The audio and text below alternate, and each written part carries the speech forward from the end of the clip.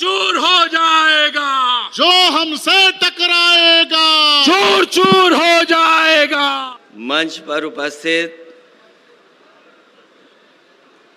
Samajwadi party के नेता आदरणीय कृष्ण नंदा जी, आदरणीय रामगोपाल यादव जी,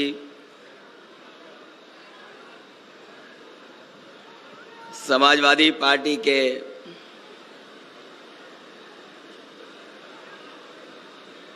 नेता और राष्ट्रीय कवि आदरणीय उदय प्रताप सिंह जी, मंच पर उपस्थित पूर्व मंत्री, विधायक, मंत्री और बहुत ही वरिष्ठ नेता स्वामी प्रसाद मौर्य जी, मंच पर उपस्थित रामजी सुमन जी, राम अचल राजभर जी, लालजी वर्मा जी, और मैं देख रहा हूं मंच पर बड़ी संख्या में हमारे सभी समाजवादी नेता बैठे हैं। सभी समाजवादी पार्टी के नेता और यहाँ पर राज्य सम्मेलन में उपस्थित सभी हमारे पूरे प्रदेश से आए हुए प्रतिनिधिगण, पार्टी के नेता, कार्यकर्ता, माताएं, बहनें, पत्रकार साथियों, मैं सबसे पहले आज के सम्मेलन में जो आप लोगों ने चुना है, प्रदेश के अध्यक्ष नरेश उत्तम जी को बहुत बहुत बधाई और बहुत बहुत शुभकामनाएं मैं देना चाहता हूं। और मुझे उम्मीद है कि आने वाले समय में जो चुनौतियां हैं उसका मुकाबला हम लोग सब मिलकर के करेंगे। संगठन के साथ साथ हमारे सभी साथी मिलकर के इस समाजवादी आंदोलन को आगे बढ़ाने का काम करेंगे। हमसे पहले स्वागत भाषण में रविदास मेहरोत्रा जी ने लखनऊ के इतिहास, लखनऊ की संस्कृति और किस तरीके से गंगा जमुनी तहजीब और हमारी ये जो मिली जुली संस्कृति है, इसमें हम लोग मिलकर के रहते हैं, उसके बारे में बताया। जहां लखनऊ शहर हमारे प्रदेश की राजधानी है, वहीं ये भी याद दिलाता है कि लखनऊ शहर में बहुत पुराना इतिहास आदि से लेकर के और ऐसा इतिहास छिपा है जिसने हमारे समाज को समय समय पर दिशा देने का काम किया है। हालांकि रविदास मेहता जी बहुत पुराने नेता हैं, इनका रिकॉर्ड तो ये है कि शायद ही कोई नेता इतना जेल गया होगा जितना रविदास मेहता जी जेल जा चुके हैं। अगर कभी रिकॉर्ड के माध्यम से देखा जाएगा तो जनहित में और जनता के सवालों पर अगर कोई सबसे ज्यादा संघर्ष कर कर जेल गया है तो वो रविदास मेहता निकलेंगे। हालांकि उन्होंने अपने भाषण में बहुत बड़ा सपना दिखा दिया हम लोगों को, लेकिन मैं अपने प्रतिनिधियों के सामने कहना चाहता हूं, ये लड़ाई बड़ी है। हमारा कोई ऐसा सपना नहीं है कि हम उस स्थान पर पहुंचें, लेकिन हम समाजवादियों का ये सपना जरूर है कि जो समाज में बांटने वाली ताकतें हैं उनको सत्ता से बाहर निकालने का काम हम लोग मिल करके करें। और अगर पीछे मुड़ करके देखें हम, जिस समय पिछला लोकसभा चुनाव था 2019 का, उस समय भी समाजवादियों ने कोशिश की थी और वो ऐतिहासिक फैसला लिया था जो ये देश के तमाम करोड़ों लोग सपना देख रहे थे कि बहुजन की ताकतें एक साथ एक मंच पर खड़ी हो जाएं, जो कभी डॉक्टर राम मनोहर लोहिया और हमारे संविधान के रचयिता जिन्होंने संविधान बनाया बाबा साहब भीमराव अम्बेडकर जी ने देखा था, वो अपने जीते जी नहीं एक हो पाए। लेकिन 2019 में समाजवादियों ने, और मैं जानता हूं कि हमें कोई भी त्याग करना पड़ा था, हमने त्याग कर करके उस समझौते को करने का काम किया था। अगर देश में देखें, अगर किसी ने भारतीय जनता पार्टी से डट करके मुकाबला कर करके और लोकसभा की सीटों को हराने का काम किसी ने किया था, तो 2019 में समाजवादी लोगों ने मिलकर के बाबा साहब भीमराव अम्बेडकर जी के सिद्धांतों को लेकर के आगे बढ़ करके उन्हें हराया था। हम लोग जो समाजवादी लोग जो चाहते थे कि बड़ी जीत हासिल हो, लेकिन जिस तरह के लोग सत्ता में हैं, उन्होंने हर चीज का दुरुपयोग किया, हम कामयाब नहीं हुए। उसके बाद दोबारा समाजवादियों ने और हम लोगों ने मिलकर के 22 का चुनाव लड़ा था। जो हमारी विचारधारा से मिलते जुलते लोग थे, जो उस समय संघर्ष कर रहे थे बीजेपी को हटाने के लिए, उन सबको साथ ला करके हम लोगों ने एक मंच पर एक गठबंधन तैयार किया। और मुझे खुशी है इस बात की कि 2022 में अभी तक का सबसे ज्यादा वोट प्रतिशत अगर किसी दल को मिला था, और हमारी समाजवादी पार्टी को सबसे ज्यादा वोट के प्रतिशत में हम लोग हासिल किए थे। सीटें बढ़ गई, दोगुनी हो गई, जीत नहीं पाए, लेकिन मैं ये कह सकता हूं आज 19 और 22 के प्रयोग ने और जिस तरीके से हमारे कार्यकर्ता नेताओं ने काम किया, हमारी सीटें बढ़ी ना हो जितनी हम लोग चाहते थे, लेकिन हम समाजवादी लोग ये जान गए हैं कि बीजेपी का मुकाबला अगर कोई कर सकता है और बीजेपी को कोई हरा सकता है तो यही समाजवादी पार्टी और समाजवादी पार्टी के कार्यकर्ताओं नेता। जो उपलब्धियां हैं हम समाजवादियों की कोई एक नहीं है। समाजवादियों को जब जब सरकार बनाने का मौका मिला है, जब नेताजी मुख्यमंत्री बने, नेताजी कई बार मौका उन्हें दिया जनता ने, हम लोगों ने जनता के लिए काम किए।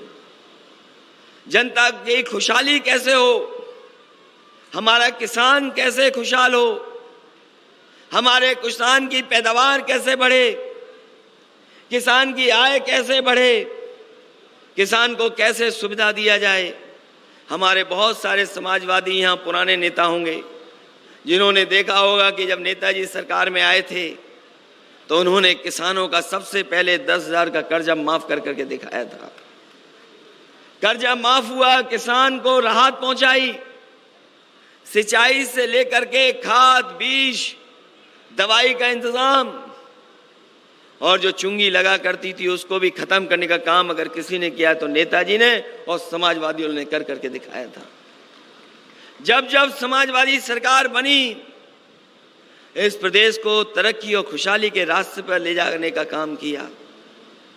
बहुत आगे बढ़ी राजनीति, चीजें बदल गईं, और जब समाजवादियों को पिछली बार मौका मिला, हमें खुशी है इस बात की कि जो काम पिछली सरकार में समाजवादियों ने करके दिखाए, वो न केवल उत्तर प्रदेश के लिए बल्कि देश के तमाम प्रदेशों के लिए वो उदाहरण पेश हुए जो समाजवादियों ने उत्तर प्रदेश में काम कर कर दिखा दिए।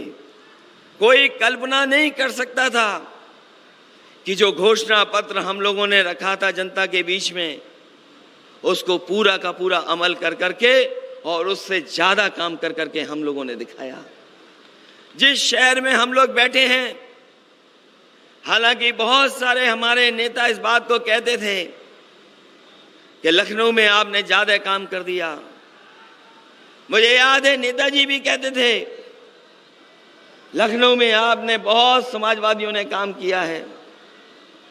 ये जो मेट्रो चल रही है रिकॉर्ड टाइम में देश में अगर किसी ने बनाने का काम किया था तो समाजवादी सरकार ने इस शहर को मेट्रो दे दी। ये चर्चा होती थी नदियां कैसे साफ हों, और जिन्होंने अखबार पढ़ा होगा कल वो देखा होगा उन्होंने कि हाई कोर्ट ने कहा है कि गंगा को सफाई करने में ये सरकार धोखा दे रही है। और ये पहली बार कोर्ट की टिप्पणी नहीं है, कभी एनजीटी ने, कभी सुप्रीम कोर्ट ने, कभी हाई कोर्ट ने इस तरह की टिप्पणियां की हैं सरकार पर कि जिस तरीके का काम सरकार में गंगा सफाई को लेकर के और नदियां सफाई को लेकर के चल रहा है, इसमें बड़े पैमाने पर लूट और धोखा हो रहा है।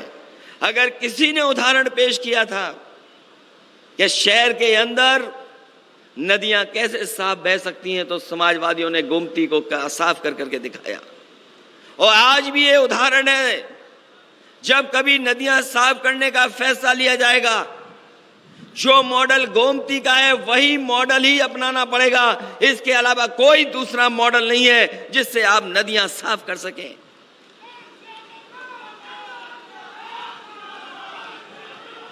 इस शहर में जनेश्वर मिश्र जी का भी पार्क है।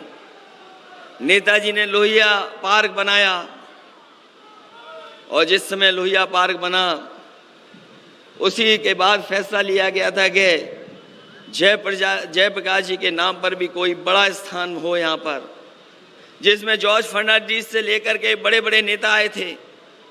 तब फैसला लिया था, लेकिन जो सरकारें बनी उन्होंने बढ़ने नहीं दिया उस काम को। जब पिछली बार मौका मिला तो वो जयप्रकाश जी के नाम पर जेपीएनआईसी बनाने का काम पूरा किया, और आज भी लखनऊ की सबसे ऊंची बिल्डिंग और उस बिल्डिंग पे हेलीकॉप्टर उतारने का अगर कोई इंतजाम किया तो समाजवादियों ने कर करके दिखाया था। इस प्रदेश को कैसे सड़कों के नेटवर्क से जोड़ा जाए, हमारे जिला मुख्यालयों को कैसे चौड़ी सड़कों से जोड़ा जाए, क्योंकि ये बात मानी गई है। और अमेरिका के बारे में उदाहरण दिया जाता है कि अमेरिका ने सड़कें बनाई और सड़कों ने अमेरिका को बना दिया। और हम लोग जब जब सड़कों को बनाने के लिए कहते थे तब यही बात कहते थे कि जितनी रफ्तार बढ़ जाएगी, जितनी गति बढ़ जाएगी, उतना ही हमारा विकास और अर्थव्यवस्था बढ़ जाएगी। मुझे खुशी है इस बात की कि नेताजी ने हम लोगों को मौका दिया सरकार चलाने के लिए। देश का सबसे बेहतर एक्सप्रेसवे अगर किसी ने बना करके खड़ा किया तो समाजवादी सरकार में वो बन करके तैयार हुआ। मुझे वो घटना याद है जिस समय मैंने नेताजी को शिलान्यास के लिए बुलाया था। उस समय पूरे के पूरे हमारे प्रेस के लोग मौजूद थे, पूरा कार्यक्रम लाइव था। और जब शिलान्यास के लिए नेताजी को कहा कि आप शिलान्यास इस सबसे बड़े प्रोजेक्ट का करेंगे, तो नेताजी ने कहा कि हम जब कभी भी किसी योजना का शिलान्यास करते हैं तो ये बात इंजीनियर और वहाँ के अधिकारियों से पूछ लेते हैं कि इसका उद्घाटन कब होना है। उन्होंने पूछा कि उद्घाटन कब होगा। हम लोगों ने कहा ये 36 महीने में बन करके तैयार हो जाएगा। नेताजी ने हिसाब किताब लगाया और हिसाब किताब लगा करके कहा कि अगर 36 महीने में बनेगा तो हो सकता है सरकार हमारी ना हो, उद्घाटन हम लोग ना कर पाए। इसलिए नेताजी ने वहीं कहा कि इस हाईवे को कम से कम ऐसा जल्दी बना दो जिससे उद्घाटन करने का मौका हम लोगों को मिल जाए। उस समय देश की जो बड़ी बड़ी कंपनियां थीं, उनके जो वरिष्ठ अधिकारी थे, उनसे मैंने पूछा कि क्या आप इस प्रोजेक्ट को कम समय में बना सकते हैं, क्योंकि नेताजी चाहते हैं कि उद्घाटन हो जाए और उद्घाटन की तारीख भी तय हो जाए।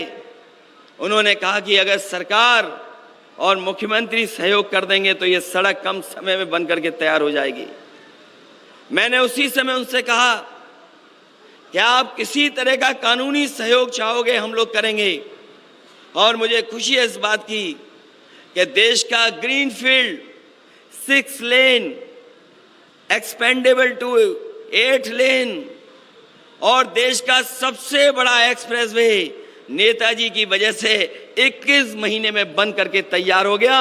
और जब उद्घाटन हुआ था तो आपको याद होगा, देश के सबसे बेहतरीन लड़ाकू विमान उसी सड़क पर उतारने का काम समाजवादियों ने कर करके दिखाया था। चाहे वो सुकोई हो, मिराज हो, और बाद में हरकुलिस उसी सड़क पर उतरा था। और जिस दिन नेताजी का जन्मदिन था, आप में से बहुत सारे लोग रहे होंगे, वो जानते होंगे कि उनके जन्मदिन के दिन आगरा लखनऊ एक्सप्रेसवे को उद्घाटन करने का काम समाजवादियों ने किया था। वो एक्सप्रेसवे केवल सड़क नहीं है, उसमें किसानों को सुविधा मिले, मंडियां बनाने का फैसला था। मंडियां अधूरी हैं, दूध के डेयरी के प्लांट थे वो अधूरे हैं। भविष्य में इन्वेस्टमेंट आए, कारखाने उद्योग लगे, उसके लिए जगह चिन्हित कर दी गई थी। जो आज सरकार कहती है कि हम लॉजिस्टिक पार्क बनाएंगे, उन लॉजिस्टिक पार्क बनाने के लिए भी जगह चिन्हित अगर किसी ने की थी तो समाजवादियों ने उसके किनारे चिन्हित की थी। जितना काम समाजवादियों ने किया उतना आगे नहीं बढ़ा, वैसा का वैसा ही है। और मुझे खुशी है इस बात की, और मैं धन्यवाद देता हूं अपने किसान भाइयों को कि जिनकी वजह से कम समय में हमें जमीन लेने का मौका भी मिल गया और कहीं हमें एक जगह भी आंदोलन का सामना नहीं करना पड़ा। किसी किसान ने विरोध नहीं किया, पूरा का पूरा किसानों ने जमीन दे करके हमें एक्सप्रेस बना करके तैयार करने का मौका दिया। और वो इसलिए हुआ क्योंकि जब किसानों से बातचीत की तो जो किसानों की मांग थी उसको हम लोगों ने माना। किसान चाहते थे कि उनका सर्किल रेट से ज्यादा मिले, मार्केट भाव मिले उन्हें। मैंने 3 गुना कहा, और जब फाइल पर फैसला लिया गया तो मैंने किसानों के लिए सर्किल रेट बढ़ा करके 4 गुना मुआवजा देने का फैसला लिया।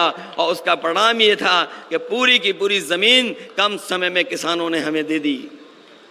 और उसके बाद जब उद्घाटन हो गया तो मंच पर हमारे तमाम पूर्वांचल के बड़े बड़े नेता बैठे हैं।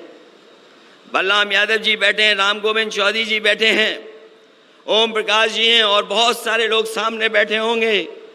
पूर्वांचल की जनता के लिए समाजवादियों ने फैसला लिया कि लखनऊ से ये सड़क अब गाजीपुर और बलिया तक पहुंचेगी, क्योंकि नेताजी का क्षेत्र आजमगढ़ था, इसलिए आजमगढ़ को छूते हुए गाजीपुर और बलिया को जोड़ने का काम करेंगे। और मुझे खुशी है कि उसी समय की डिजाइन, उसी समय के जितने भी स्पेसिफिकेशन थे, जो आगरा लखनऊ के स्पेसिफिकेशन उनसे बेहतर स्पेसिफिकेशन, और ये सड़क कैसे आगरा लखनऊ से बेहतर बने, इसलिए पूर्वांचल को भी जोड़ने के लिए और सीधा दिल्ली से जोड़ने के लिए वो सड़क बनाई थी।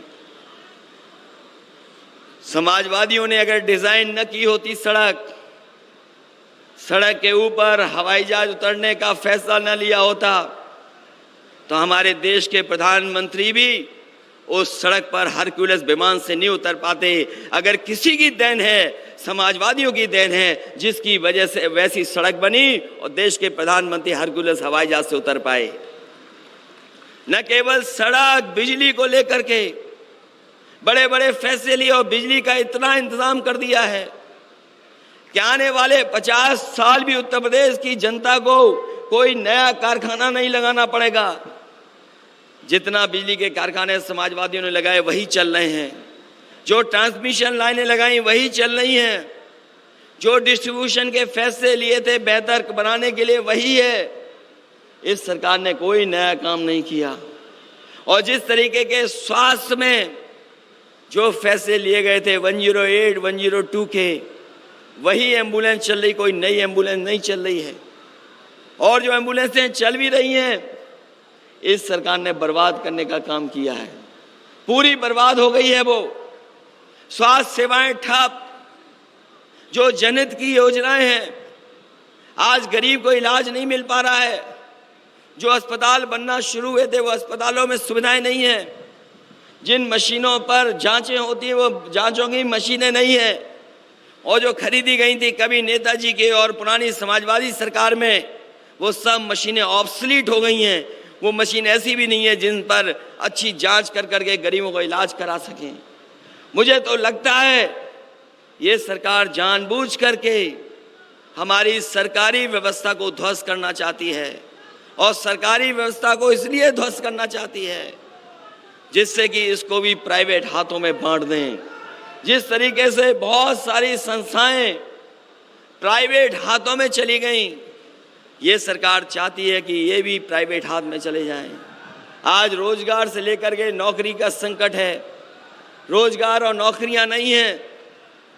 नौकरियों का जहां तक सवाल है, जो हमें संविधान में अधिकार और संविधान में जो हमें अधिकार मिले हैं, उन अधिकारों को छेड़छाड़ कर करके जानबूझ करके सरकार हमारे बहुजन समाज को पीछे छोड़ना चाहती है। नौकरियां नहीं, रोजगार नहीं, और प्रदेश और देश को किस दिशा में ले जा रहे हैं। इसलिए आज जब प्रतिनिधि आए हैं, मैं आप सब लोगों का स्वागत करता हूं, बधाई देता हूं इस कार्यक्रम के लिए। आपने जो सदस्यता का कार्यक्रम चलाया उसके लिए भी बधाई। समय समय पर आंदोलन को लेकर के और पार्टी ने जो कार्यक्रम दिए उनको चलाने का जो काम किया है आपने, उसके लिए मैं आपको धन्यवाद देता हूं। मैं बधाई देता हूं कि आज के राज्य सम्मेलन में आए हुए प्रतिनिधियों को, और कल जब राष्ट्रीय सम्मेलन होगा, कल राष्ट्रीय प्रतिनिधि बैठेंगे, मैं सभी लोगों का स्वागत करता हूं और बधाई देता हूं जो आप इतनी दूर से उत्तर प्रदेश के कोने कोने से चल करके आए हैं। ये प्रदेश है जो न केवल उत्तर प्रदेश की राजनीति को बदलेगा, बल्कि समय आने में देश की राजनीति को भी बदलने का काम इसी प्रदेश की जनता करेगी। और जब देश की राजनीति बदले तो हम समाजवादियों की भूमिका अलग से दिखाई दे। इसलिए आप सबका स्वागत करते हुए, बधाई देते हुए मैं एक बार आपका धन्यवाद देता हूं, इस उम्मीद और इस भरोसे के साथ कि आने वाले समय में जो भाईचारे की बात है, जो एकता की बात है, जो हमारे मिली जुली संस्कृति को ठेस पहुंचाई जा रही है, उसको बचा करके हम प्रदेश को आगे बढ़ाने का काम करेंगे। और हम लोगों को जो भी संघर्ष करना पड़ेगा आने वाले समय में पार्टी तय करके के हम लोग संघर्ष का रास्ता अपना करके इस सरकार के आगे हम लोग टकराने का भी काम करेंगे तो करने का काम करेंगे। इन्हीं शब्दों के साथ आप सबको बहुत बहुत धन्यवाद। और प्रदेश के नए अध्यक्ष जो चुने गए हैं, मैं उनको भी बधाई देता हूं, और इस उम्मीद और भरोसे के साथ कि आने वाले समय में सबसे बेहतर संगठन और सबसे अनुशासन के साथ अगर कोई दल दिखाई देगा तो वो समाजवादी पार्टी होगी। बहुत बहुत बधाई आप सबको।